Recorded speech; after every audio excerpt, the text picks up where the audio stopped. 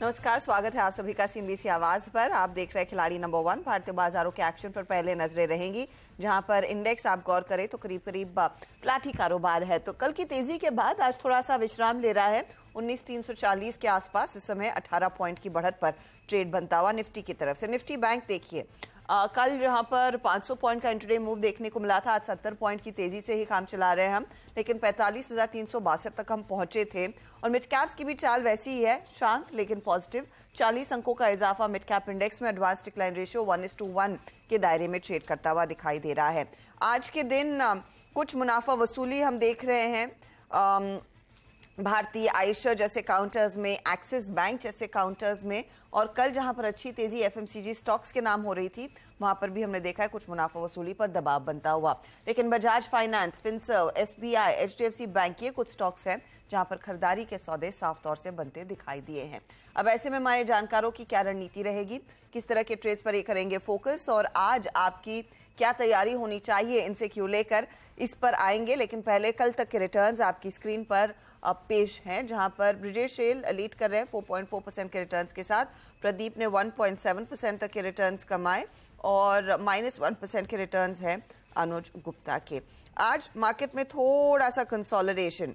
अनुज, कैसे पढ़ रहे हैं आज की मूव को? पहले तो हर्षद, गुड मॉर्निंग। देखिए, थोड़ा सा कंसोलिडेशन है, हालांकि इंटरनेशनल क्यूज पॉजिटिव है। हमने देखा इंटरनेशनल एक्सचेंजेस में जो इंडेक्सेस सभी पॉजिटिव क्लोज हुए। यूएस का डेटा भी पॉजिटिव आता हुआ दिखाई दिया था। तो मुझे लगता है कि मार्केट थोड़ा सा कंसोलिडेशन में, हालांकि नेगेटिविटी अभी नहीं दिख रही है। मुझे लगता है कि मार्केट थोड़ा कंसोलिडेट कर आपको सेकंड हाफ में बढ़त बनाता हुआ दिखाई देगा। जिस तरीके से हमने इंटरनेशनल मार्केट बाउंस होता हुआ देखा, मुझे लगता है कि डोमेस्टिक मार्केट में एक अपसाइड मोमेंटम रहेगा। पर्टिकुलरली मुझे लगता है कि जिस तरीके से बैंक निफ्टी ने परफॉर्म किया है, तो मुझे लगता है कि जो सपोर्ट है वो बैंकिंग स्टॉक से आता हुआ दिखाई देगा। तो कहीं ना कहीं एक पॉजिटिव ट्रेंड जो है मुझे लगता है कि मार्केट में आता हुआ दिखाई देगा। अगर हम पर्टिकुलर निफ्टी की बात करें तो 19,250 से काफी अच्छा सपोर्ट है वेरी शॉर्ट टर्म के लिए, जो कि इंट्राडे के लिए मुझे लगता है कि रह सकता है। और ऊपर में मुझे लगता है कि 19,450 तक के लेवल आपको देखने को मिल सकते हैं। तो अल्टीमेटली 19,250 से लेकर 19,450 की वेरी शॉर्ट टर्म रेंज रहेगी, जहां पर हमने काफी अच्छे वॉल्यूम्स भी ऐड होते हुए देखे। मुझे लगता है कि मार्केट बाय ऑन डिप्स का रहेगा। थोड़ा करेक्शन आता है 19,300 तक के, तो वहां पे खरीदारी का ट्रेड देखना चाहिए। ओके, तो ये फिलहाल आपके लिए व्यू अनुज का। ब्रिजेश, आपकी अप्रोच क्या रहेगी? आज का डिप क्या खरीदारी का मौका है स्टॉक स्पेसिफिकली एक बार फिर? Madam, good afternoon madam. मुझे भी लगता है कि कहीं ना कहीं निफ्टी में थोड़ा सा कूल ऑफ होगा। और बेसिकली अगर बैंक निफ्टी देखोगे तो बैंक निफ्टी में प्राइवेट बैंक्स में एक्सिस और आईसीआईसीआई में थोड़ा सा सेलिंग देखने को मिल रहा है। जैसे ही सेलिंग आ रहा है वैसे ही पीएसयू बैंक्स में काफी स्ट्रॉन्ग पॉजिटिव मोमेंटम है।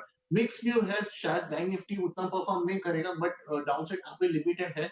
45,200 का बेसिकली इमीडिएटली सपोर्ट है, जहाँ पे काफी सारे पुट राइटिंग है। तो मुझे लग रहा है कि ये लेवल से ही बाउंस करेगा। आज के डे स्पेसिफिकली के लिए मुझे लग रहा है शायद फ्लैट क्लोजिंग हो सकता है। एक फ्लैट क्लोजिंग की तरफ मार्केट बढ़ता हुआ दिखाई दे सकता है। प्रदीप, आपकी अप्रोच क्या रहेगी फिर? Morning everyone. तो 5 सेशन में एक अच्छी मूव आ चुकी है, तो हमारे हिसाब से थोड़ा सा कंसोलिडेशन का फेज जरूर से बनता है। पर कुछ एक पॉकेट्स हैं जो एक्स्ट्राऑर्डिनरी स्ट्रेंथ दिखा रहे हैं। पीएसयू बैंक उनमें से एक है, हॉस्पिटल स्पेस है, रियल एस्टेट में आज करंट है। तो मेरे हिसाब से ये पॉकेट्स ऑफ स्ट्रेंथ है जहाँ पे कंसोलिडेशन के बाद फ्रेश ब्रेकआउट मिल रहा है। तो यहाँ पे और भी मूव आ सकती है आने वाले 3-4 दिनों में। पर ब्रॉडली अगर इंडाइसेस की बात करें तो Nifty, bank Nifty, mid cap, small cap, ये सारे अच्छे रन अप आ चुके हैं। तो थोड़ा सा कंसोलिडेशन का फेज जरूर से देखा जा सकता है। पर इंडिविजुअल स्टॉक्स पे डेफिनेटली एक अबव एवरेज रिटर्न मिल सकते हैं, तो वहीं पे नजर रहेगी। ओके, तो इंडिविजुअल स्टॉक्स पर ही फोकस किया जाए, और वो स्टॉक्स जिन्होंने सबसे ज़्यादा कमाई करके दी है वो पहले आपकी स्क्रीन पर। ब्रिजेश का फैक्ट करीब 4% तक के रिटर्न्स कमा कर गया, और पीएसयू बैंकों में कल अच्छा एक्शन था। प्रदीप पोचंदानी ने in fact bank of Baroda pick किया था, वहां पर 2% तक के रिटर्न्स बने। अब यहाँ से आगे की रणनीति क्या रहेगी उसकी बात करते हैं। पहले तो लेकर आइए प्रदीप का पोर्टफोलियो आप स्क्रीन पर। प्रदीप ने सेल के ट्रेड को दरअसल अभी भी ओपन रखा है, और 5 स्टार फाइनेंस में भी अपनी पोजीशन को दरअसल ये कर रहे हैं होल्ड। फिर एक जगह है जो आप दरअसल भर सकते हैं। आज आपने शारदा क्रॉपकेम 564 के आसपास एग्जिट किया। कल के दिन बैंक ऑफ बड़ौदा और एक्चुअली ग्लासकोट में एग्जिट कर लिया था, और प्रॉफिट बुक भी। प्रदीप, बताइए आज का नया ट्रेड। तो जैसे कि मैंने बताया हॉस्पिटल स्पेस में आज मोमेंटम है और उसमें मेदांता यानी कि ग्लोबल हेल्थ है वो मैं पिक करना चाहूंगा। स्टॉक ने पिछले करीबन 8-10 सेशन से एक नैरो रेंज में कंसोलिडेशन देखा है और इस जो असेंडिंग ट्रायंगल फॉर्मेशन का ये कंसोलिडेशन है ये आज ऊपर की साइड ब्रेकआउट कंफर्म कर रहा है। तो 688 के करंट रेट पे मेदांता को लेना चाहेंगे। 662 का स्टॉप लॉस रहेगा और 735 के टारगेट रहेंगे। 735 के लिए मेदांता या फिर ग्लोबल हेल्थ केयर, ये वो दरअसल हॉस्पिटल चेन जो हाल ही में लिस्ट हुई है, उस पर ध्यान आता हुआ। और 662 का आप स्टॉप लॉस लगाइए। एक बार चार्ट चेक देख लेते हैं कि स्टॉक इस समय कैसे परफॉर्म कर रहा है। हाल फिलहाल में हमने देखा है कुछ काउंटर्स, चाहे वो डायग्नोस्टिक स्टॉक्स हो या फिर आपके एग्जिस्टिंग हॉस्पिटल काउंटर्स में अच्छा इंटरेस्ट आया।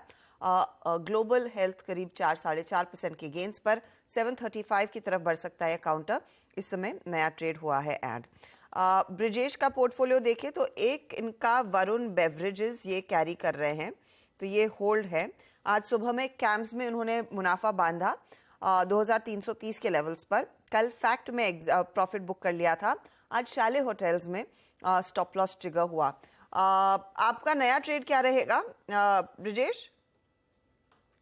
सीआई ऑटोमोटिव जो महिंद्रा सीआई था पहले, तो मुझे लगता है कहीं ना कहीं ये स्पेस में ये अप ट्रेंड का काउंटर है, तो कंटिन्यूएशन ऑफ मोमेंटम मुझे दिखाई दे रहा है ये स्पेस में। मैं इसको करंट प्राइस में लेना चाहूंगा 528 में। मेरा स्टॉप लॉस रहेगा 517 और 5555 का टारगेट रहेगा। रेंज ब्रेकआउट मैं एक्सपेक्ट कर रहा हूँ इसमें आज और कल के ट्रेडिंग सेशन में। 555 555 आप कह रहे हैं टारगेट रहेगा। स्टॉप लॉस आप दोहराएंगे प्लीज?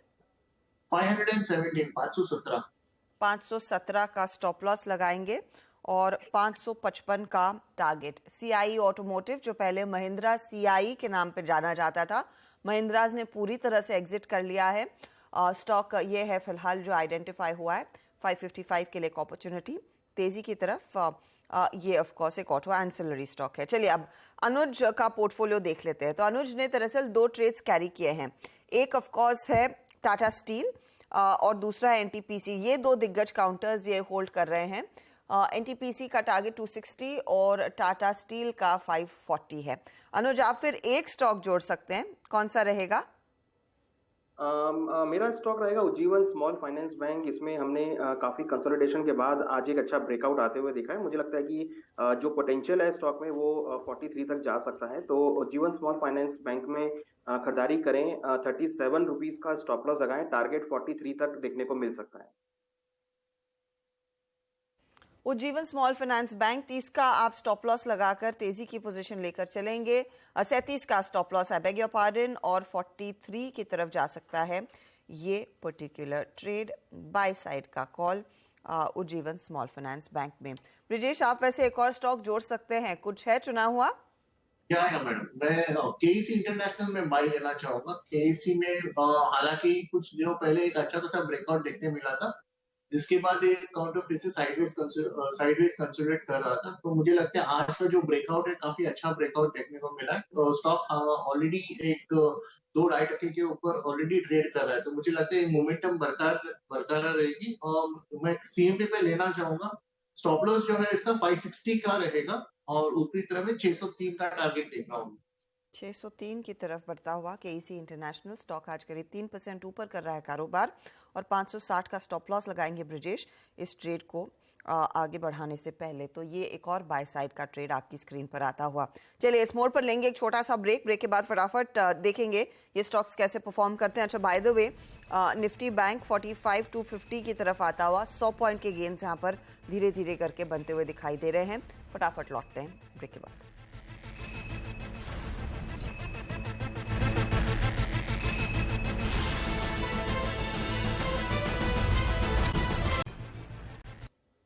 आप देख रहे हैं खिलाड़ी नंबर 1 सीएनबीसी आवाज पर। फोकस पहले आईडीएफसी और आईडीएफसी फर्स्ट बैंक पर करेंगे। यहाँ पर मर्जर को मंजूरी मिल गई है, मर्जर रेशियो भी आ गया है और ये कैसा पड़ रहा है बाजार इसे, क्योंकि अब तक एटलीस्ट कल दोपहर तक इन दोनों स्टॉक्स में बहुत अच्छी तेजी बनती दिखाई दे रही थी, लेकिन मर्जर रेशियो मार्केट को पसंद आया या नहीं और ये किसके फेवर में है और इस मर्जर के क्या फायदे रहेंगे ओवरऑल एक एंटिटी के लिहाज से। यतिन हमारे साथ है इन तमाम चीज़ों पर और रोशनी डालने के लिए। यतिन बताइए। तो जिस हिसाब से HDFC लिमिटेड का मर्जर HDFC बैंक में होने वाला है, उसी तरीके से IDFC लिमिटेड का मर्जर जो है IDFC फर्स्ट बैंक में होने वाला है। IDFC limited IDFC first bank की होल्डिंग कंपनी है और ये मर्जर के बाद IDFC फर्स्ट बैंक ये एंटिटी लिस्टेड रहेगी। अभी येस्टरडे जो बोर्ड मीटिंग हुई थी वहाँ IDFC और IDFC फर्स्ट बैंक के मैनेजमेंट और बोर्ड ने अप्रूव कर दिया है मर्जर रेशियो। अगर आपके पास 100 शेयर IDFC लिमिटेड के हैं तो आपको 155 शेयर IDFC फर्स्ट बैंक के मिलेंगे और ये जो मर्जर रेशियो है वो लगभग 17% के प्रीमियम पे होता हुआ दिखाई पड़ रहा है येस्टरडे के क्लोज से। अगले 12 से 18 महीने के भीतर ये मर्जर कंप्लीट हो जाएगा। ऑब्वियसली क्योंकि आर्बिट्राज डिफरेंस होता है तो पूरा का पूरा 17% का जो डिफरेंस है वो आपको रिफ्लेक्ट होता हुआ आज के सेशन में नहीं दिखाई देगा। ग्रेजुअली ओवर द मंथ्स ये डिस्काउंट कम होता आपको दिखाई देता हुआ पड़ेगा। अगर हम बात करें स्पेसिफिकली IDFC लिमिटेड की तो यहाँ आपको जो ओवरऑल बेसिस पे प्रीमियम मिल रहा है उसके वजह से स्टॉक लगभग 2 से 4% के आसपास तेजी दिखा रहा है। और अगर हम IDFC फर्स्ट बैंक की बात करें तो यहाँ दो चीज़ें होंगी। सबसे पहले लगभग 5% से आपको इनकी बुक वैल्यू बढ़ती हुई दिखाई पड़ेगी, number 1। Number 2, IDFC first bank का MSCI के अगस्त रिव्यू में इंक्लूजन भी होगा, जिसके कारण लगभग 1500 करोड़ रुपए यानी $180 मिलियन के आसपास के इनफ्लोज भी एक्सपेक्टेड है। ऑब्वियसली यहाँ से स्टॉक को और 5-7% चलना पड़ेगा ताकि वो MSCI की cut off market cap list में आ जाए, लेकिन प्रोबेबिलिटी बहुत हाई है नुआमा के हिसाब से और इसलिए भी IDFC फर्स्ट बैंक का शेयर फोकस में रहेगा। ओके, तो ये फिलहाल वो स्टॉक का फोकस में IDFC फर्स्ट बैंक और IDFC दोनों ही शेयर दरअसल फोकस में। शुक्रिया यतिन इस अपडेट के लिए। तो आप कह सकते हैं मर्जर्स का इनफैक्ट टाइम, पहले HDFC बैंक के मर्जर को लेकर उत्साह था। IDFC का स्टॉक ज़्यादा बेहतर परफॉर्म कर रहा है क्योंकि ये मर्जर रेशियो 17% प्रीमियम पर हो रहा है कल की क्लोजिंग प्राइस पर और वो दरअसल पॉजिटिव है IDFC के शेयर धारकों के लिए। इसीलिए स्टॉक में हमने देखा एक अच्छा खासा मोमेंटम इस समय अभी भी बनता हुआ दिखाई दे रहा है। इस पर ब्रिजेश अगर हो सके तो एक बार व्यू देंगे कंसिडरिंग दोनों स्टॉक्स, और दोनों स्टॉक्स का अगर 15 दिनों का चार्ट स्क्रीन पर रखें तो साफ दिखाई देगा कि एंटिसिपेशन में खरीदारी हुई है। बाजार को उम्मीद थी कि ये जल्द से जल्द अनाउंस होगा और वो रेशियो आया, इसीलिए हमने देखी तेजी दोनों काउंटर्स में। आपकी सलाह क्या होगी, अब बेहतर ट्रेड कहाँ है? मुझे लगता है मैंने IDFC फर्स्ट में जो आज एक 3% का जो करेक्शन है उसको हम एक बाइंग अपॉर्चुनिटी के हिसाब से देखना चाहिए, क्योंकि कहीं ना कहीं मुझे लगता है लॉन्ग टर्म के जो इसका ट्रेंड और चार्ट्स काफी पॉजिटिव है। आज का डिक्लाइन का एक फॉलो थ्रू सेलिंग डेफिनेटली एक आएगा। 75 का लेवल्स मैं वॉच कर रहा हूँ, 75 से 73 का एक रेंज रहेगा।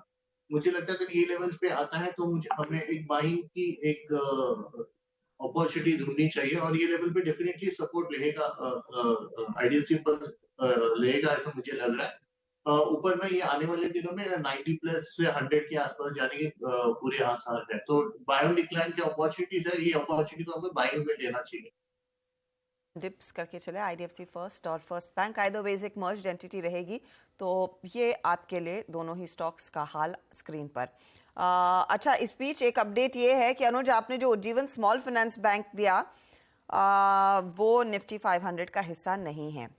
आप प्लीज इसको चेंज करें, कुछ ढूंढ पाए हैं आप इसके बदले में? मैं सोचा जी मार्केट के बीच में कॉल दूंगा, मार्केट टाइम को देख के then I will give the new call. या और मैं आप तीनों से रिक्वेस्ट यही करूंगी कि प्लीज जो निफ्टी 500 वाली लिस्ट है उसी में से कोई स्टॉक आपने आइडेंटिफाई करना है, वही हम ले पाएंगे इस गेम शो में। तो इनफैक्ट तो ये Ujjivan small finance bank cancel होगा, एक ही जगह खाली है और टाटा स्टील और NTPC के साथ जा रहे हैं अनुज। चलिए लेकर आते हैं आपके लिए फिर नए ट्रेड्स जो हमारे दूसरे जानकारों ने दिए उसका कितना फायदा बनता हुआ दिखाई दिया है। ब्रिजेश ने इनफैक्ट 2 ट्रेड्स ऐड किए, तो KEC इंटरनेशनल 603 का टारगेट और 516 का स्टॉप लॉस है, फिर CIE ऑटोमोटिव 555 का टारगेट और 517 का स्टॉप लॉस। वरुण बेवरेजेस 860 के लिए इन्होंने जोड़ा और ये कल से कैरी कर रहा है। आज वरुण दरअसल ड्रैग कर रहा है, 1.1% का ड्रैग है। केसी में भी ऊपरी लेवल से कुछ मुनाफा वसूली है। ये सीआई ऑटोमोटिव करीब 0.32% के रिटर्न्स दे रहा है। प्रदीप के पोर्टफोलियो पर नजर डालें तो सेल को इन्होंने होल्ड किया है। सेल 94 का टारगेट है, 84, 85 इनका स्टॉप लॉस, और 5 स्टार फाइनेंस भी 710 के लिए इन्होंने ऐड किया था कल, 651 स्टॉप लॉस है। ये दोनों ट्रेड्स कैरी किए। ग्लोबल हेल्थ 735 नया ट्रेड, 662 स्टॉप लॉस। सेल 1% जोड़कर दे रहा है, लेकिन 5 स्टार फाइनेंस 0.46% का दबाव है, और ग्लोबल हेल्थ केयर में भी थोड़ा सा ड्रैग है 0.29% का। अब आते हैं अनुज के पोर्टफोलियो में, तो चेंज नहीं है, 2 ट्रेड्स ही ये कैरी करे, क्योंकि जो तीसरा दिया था वो हो गया है कैंसिल। अब टाटा स्टील 119 का टारगेट, 109 का स्टॉप लॉस, और एनटीपीसी 202 का टारगेट, 187 का स्टॉप लॉस। यहाँ पर आप देखेंगे दोनों ड्रैग कर रहे हैं ऊपरी लेवल से, यहाँ पर कुछ मुनाफा वसूली बनती दिखाई दे रही है। ओवरऑल रिटर्न्स की स्थिति अब आपकी स्क्रीन पर आ जाएगी, लेकर आइएगा मुनाफे का मीटर और तीनों के रिटर्न्स कहाँ पर बैठ रहे हैं इस घंटे। तो 3% के रिटर्न्स पर है ब्रिजेश, प्रदीप के रिटर्न्स 1% के आसपास, एंड 0.59% के नेगेटिव रिटर्न्स अनुज के।